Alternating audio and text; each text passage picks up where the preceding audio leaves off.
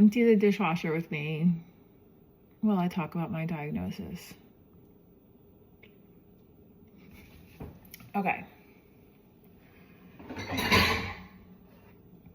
So last October, a year ago, I went to the gynecologist, which I'm actually going to again tomorrow. And she was like, well, you're 45 now, or you're gonna turn 45, you should go get a colonoscopy. And I was like, oh, I hate being put under. Isn't there another way? And she was like, you're a tough chick, suck it up and go. I was like, okay, all right, I'll do that. So I actually didn't go right away. Breast cancer runs pretty heavily in my family, and I was due for my mammogram and my ultrasound and my MRI. And with the mammogram, they thought they found something. So I was busy melting down over a potential breast cancer diagnosis, and I put off the colonoscopy. I wasn't really having issues to need a colonoscopy, like nothing out of the ordinary. So I thought, like regular stuff, like bloating, which everyone chalked up to age, and perimenopause, which I don't even know how those two things correlate. But I put off the colonoscopy. I took care of the breast imaging. That was fine. That all came back clear. But then I got busy. Then it's cheer national season for my kids, and then Christmas, New Year's, etc., etc. But my mom and dad were going to their colonoscopy around that same time. And then after the new year, when everything settled down, they were telling me that they had to go to their post meeting, I guess, or whatever. I think that was the timeline. And that's when I was like, you know what, Mom? Give me the name of your gastro. I just should go get this done. This way, then it's just done. And then I'll have 10 years until I have to go again. So I thought. So I didn't call right away because it's an appointment that nobody wants to go to. Meanwhile, it was so easy. That was the easy part. But I was starting at a new gym, and I saw their functional nutritionist, and I was talking to her about all my things that I thought were age related. And she was like, you should get a GI map. I think that's what it was called, which is basically a poop test. And it's like a good way to tell about parasites and blah, blah, blah. So she was like, I could prescribe it for you, but you'd have to pay out of pocket. But if you go to a gastro, they'll prescribe it. It'll be covered by insurance, and it'll be that much easier. So I was like, great, I need to call a gastro anyway because I'm due for a colonoscopy. And she was like, yes, definitely get a colonoscopy. So I called the gastro. They're like, do you want to schedule your appointment for your colonoscopy, or do you need to come in to see the doctor? And I was like, I would like to see the doctor. And they were like, why? So I gave them my BS about what was going on that I thought was so terrible. And they were like, okay, you can come in for an appointment. So I go in for my appointment and give the doctor my little spiel about what was going on. She doesn't want to prescribe a GI map. She thought that that was useless information, which, okay, but she told me I needed a colonoscopy and an endoscopy. So I got a double.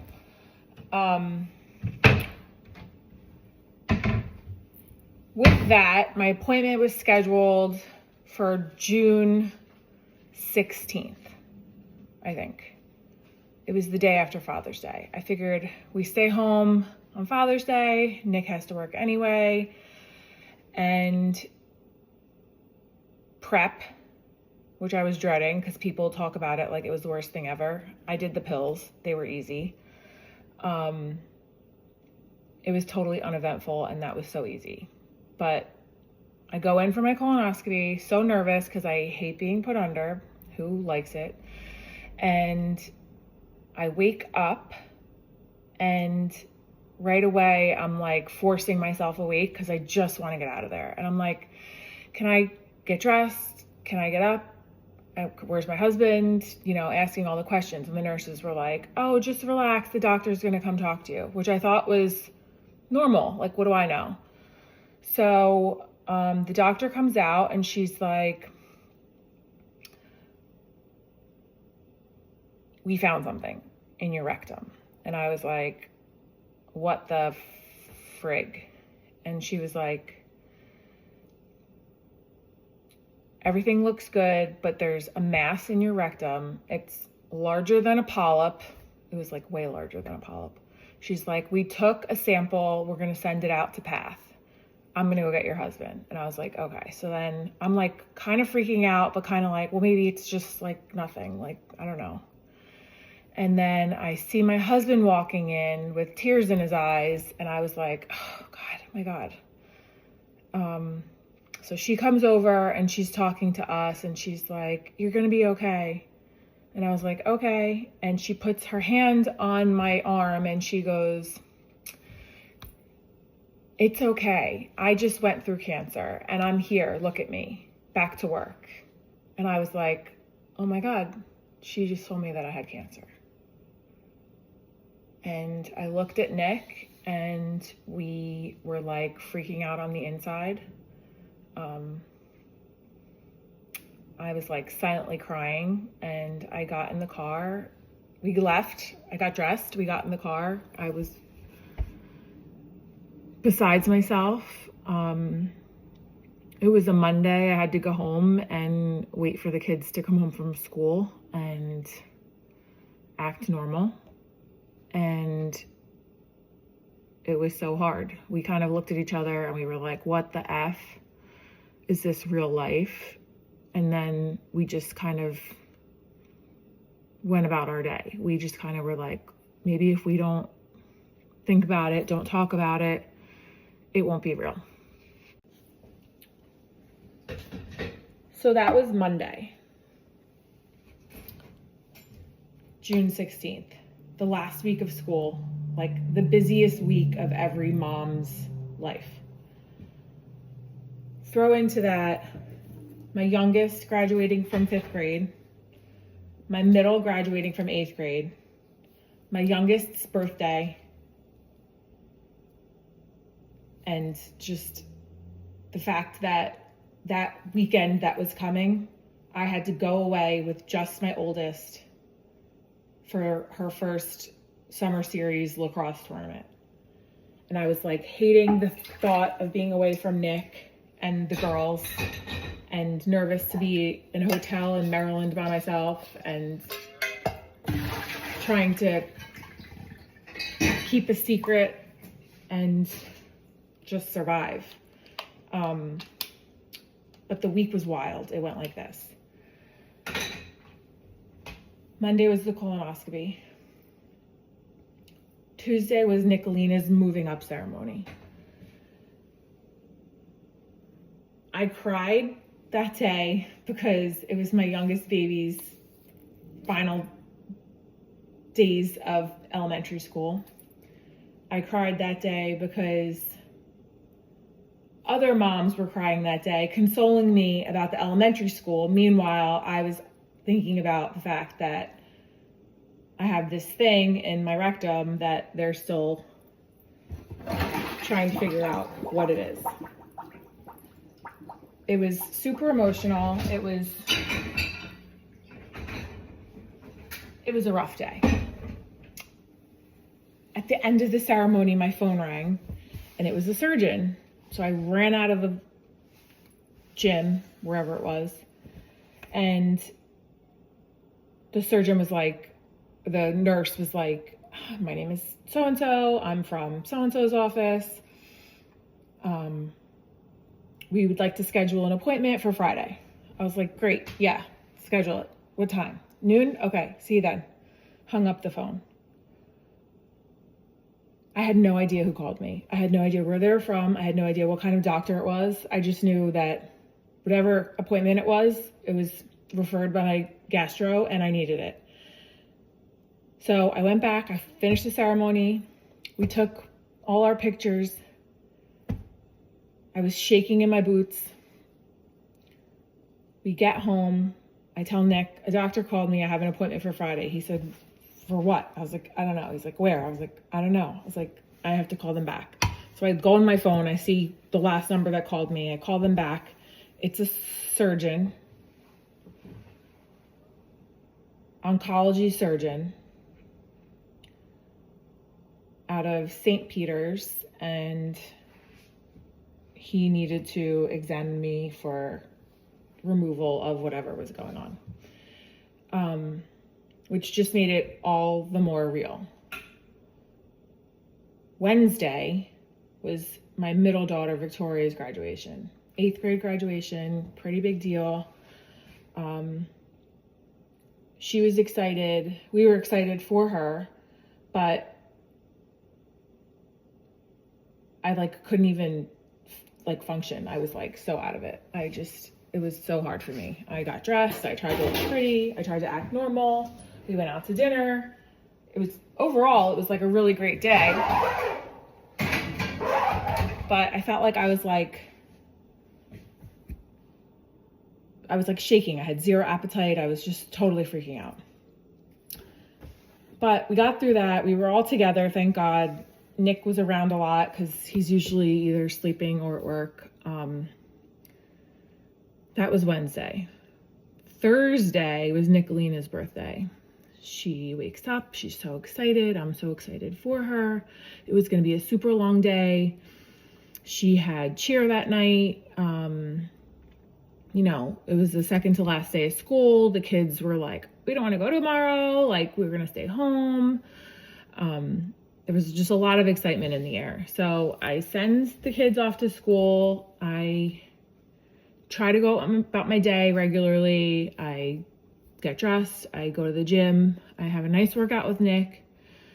On the way home, my phone rings. Was it on the way home? No, I'm wrong. We get home. Nick starts making breakfast and the phone rings. So Francesca was home from school. She had decided she wasn't going the last 2 days because there was nothing going on and she just didn't want to. So she was home. So I grab my phone and I go out back and I sit on the couch and it's my gastro. And she was very nice and she told me I had cancer. I didn't even know how to respond. I didn't know how to react.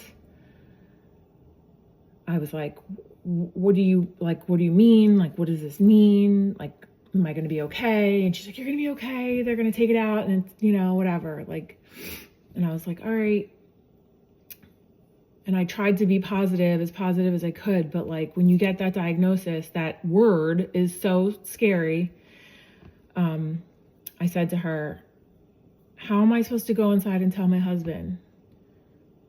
And she was like, you'll be okay. You'll do this together. And I was like, I don't know how I'm supposed to say this. And she was like, I know it's not the best, but you'll be okay. She's like, do you need anything? And I was like, no. And she was like, do you need anything to help you calm down or help you sleep? And I was like, no. And she's like, does your husband? I was like, he can call his own doctor. And I hung up the phone with her and I went inside and I had to tell him the news, and we had to be quiet because Francesca was upstairs. And it was it was tough. It was a tough day. When he went to bed that day, because he works nights, he sleeps during the day, I think I just got in bed with him and we just cried together. Because then you start thinking of all the things. You're like, how bad is this? How long has this been going on? Have these other stomach issues that everyone has just dismissed, like bloating and, intolerance to certain things. Have they been like a symptom all along that I just didn't know, that everyone just disregarded? Like, has this been happening a long time? Is this new? Like, we just didn't know. And then when you start thinking like that, you're like, oh my God, if I die, will my kids remember me? And that was the worst thing ever, because Nicolina's young and her memories of me would wind up being the stories that she almost remembers that everybody tells. So, like I said, it was her birthday. It was super tough. She came home from school. Victoria came home from school first.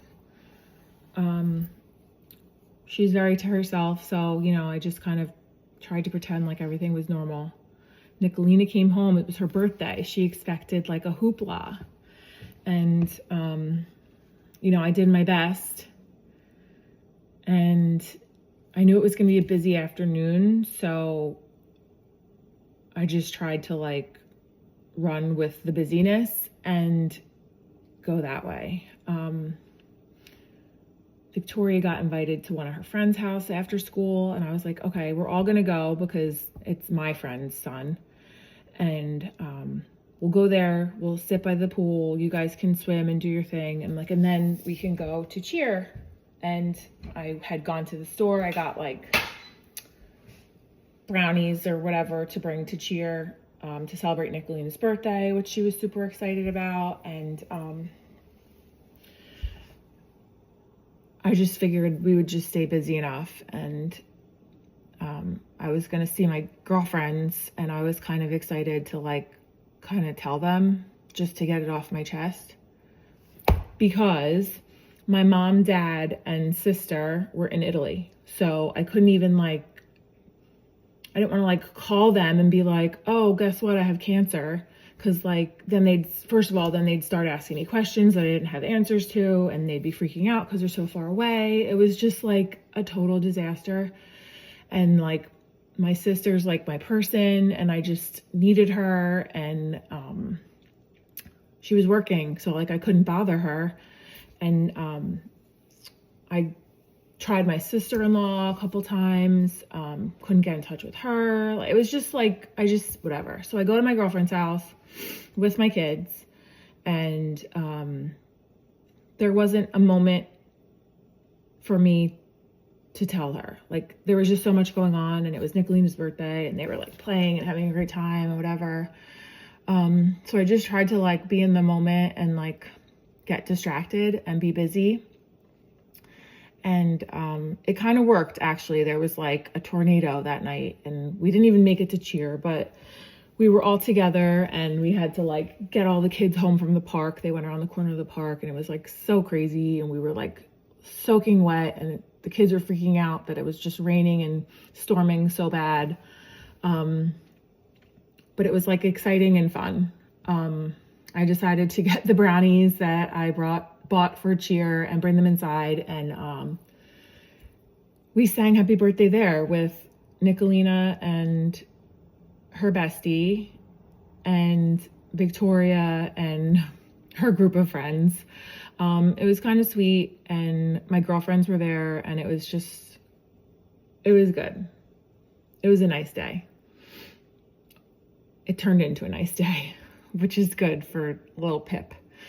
But then we had to go home. And I knew when I saw Nick, it was going to be hard because we know, and the reality and blah, blah, blah. So we make it home in time before Nick leaves for work to sing happy birthday to Nicolina and give her presents together as a family.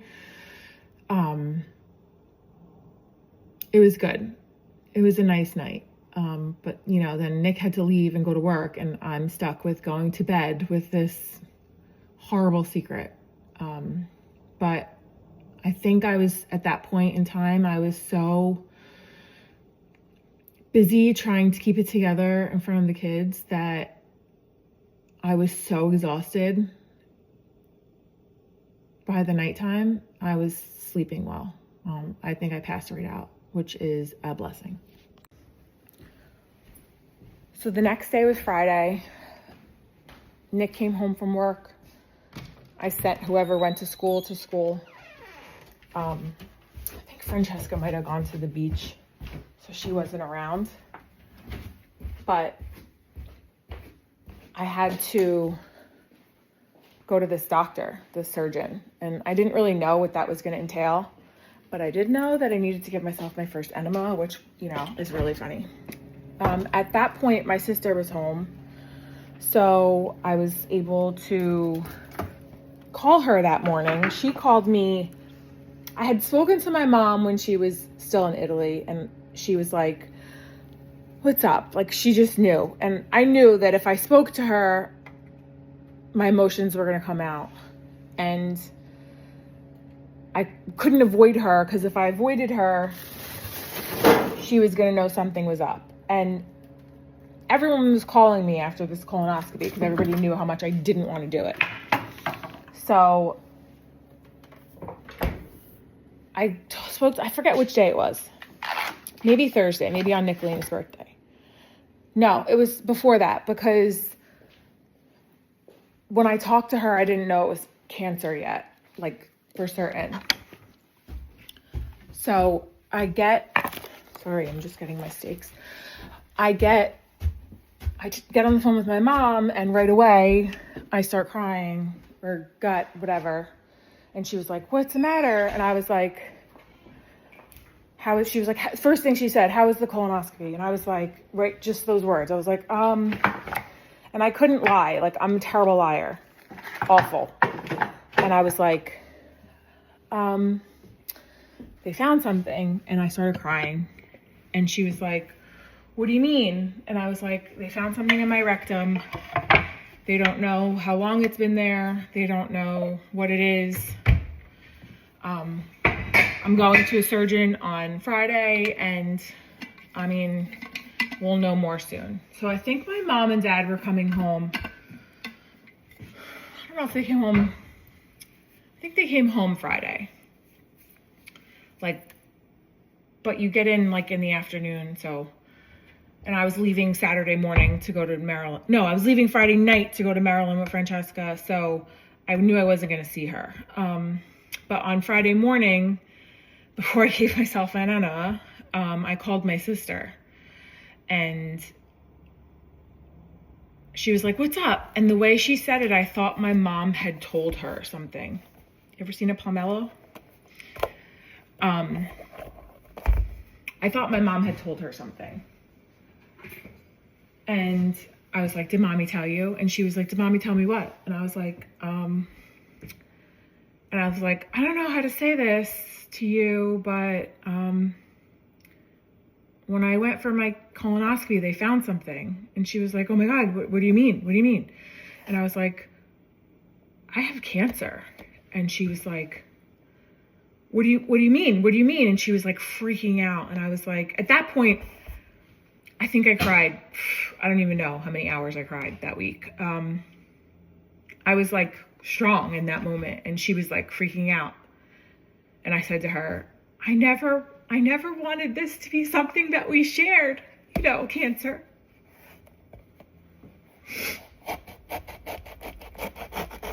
Yeah, here we are. And she was like, no. And I was like, yeah. I was like, I don't know. And she was like, well, what? Asking me questions. And I was like, I have no answers. I have no answers yet. I'm like, I'm going to the surgeon today. I'm like, I have to give myself an enema right now. This smells so good. Oh my God. Oh, heaven. And she was like, call me after the doctor's appointment. She was like freaking out. So whatever. I did what I had to do. It did what it had to do. And then I went to the doctor. It's so weird because with rectal cancer, colorectal cancer, you go to all these, in any of the cancers really, I'm like, every doctor's appointment, I'm like wildly drastic age difference between me and any other patient, which just really sucks. It just really sucks. But it is what it is. But we were sitting in the hospital waiting to see this doctor, like freaking out. Like, I just don't even know how Nick was able to keep it together at all. But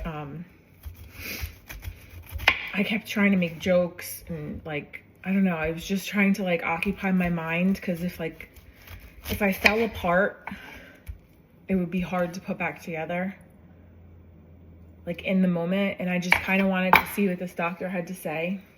And it was an interesting appointment. It was the first time that I was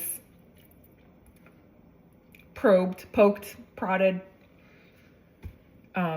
while being awake. So, I mean, at this point now I'm used to it, which is a weird thing to say, but, yeah, he explained to me the anatomy of the rectum, 4 walls, if my tumor was high, if it goes through the first 2 walls, we're going to have surgery and be done with it. No treatment, no nothing. If it goes through to the 3rd or 4th wall, we need to do treatment to shrink it before we do surgery. He was very matter of fact. He was very nice. He was very good at explaining what's what. And I mean, overall, like, I liked him. I mean, I guess you know, as much as you could like your oncology surgeon. He had to give me an exam. And Nick was like trying to leave. I was like, no, we're in this together. You're staying here. He was like facing the window, like looking out the window, trying not to look at me. Meanwhile, it's not that much different than a gynecological exam. It's a little further back, but same idea. Same level of discomfort. But my dad, for the last 40 years, has been telling this story about a time that he was at a doctor that had to give him a rectal exam, but he had to like get injected with like stuff. And he tells the story about how the doctor's like, okay, now I have to blow a little air so I could see the area, which my doctor said. But my dad pictured the doctor like going up to his butt, like blowing air, which was always a funny, silly story that I heard my whole life. But as soon as my doctor was like, okay, I have to pump you with a little bit of air, I was like trying not to laugh, because in my dad's story, he started laughing, which caused spasming. And the fluid that had been injected in him was, you know, kind of spraying. So it's a very funny story when he tells it. I was thinking about him at the time telling the story. So I was like trying not to laugh, which made the exam a little bit more palpable. But I made it through that exam. The doctor was able to feel the tumor, which he was feeling for how high up it was. And he was feeling for its pliability. Like if it was like soft and pliable, it meant that it was younger. If it was like old and like firm, like that means it had been there a longer period of time. He thought it felt young and pliable, so we were hopeful. But we walked out of there kind of not really knowing much more information than we walked in. I didn't really know what kind of path I was going to be on. I really had no answers, and we just kind of left there scared. So that day, I came home from that appointment. I had to get my stuff together. Francesca was getting her nails done. I picked her up from the nail salon. I think I dropped her off. She got her nails done. I came home, like did a couple things. I went back, I picked her up, and then we were off. Like we didn't even come back home. We left for Maryland for her first tournament, which was really tough for me to be away and be happy and excited for her with mostly strangers, because it was like kind of a new team. And yeah, it was a rough weekend.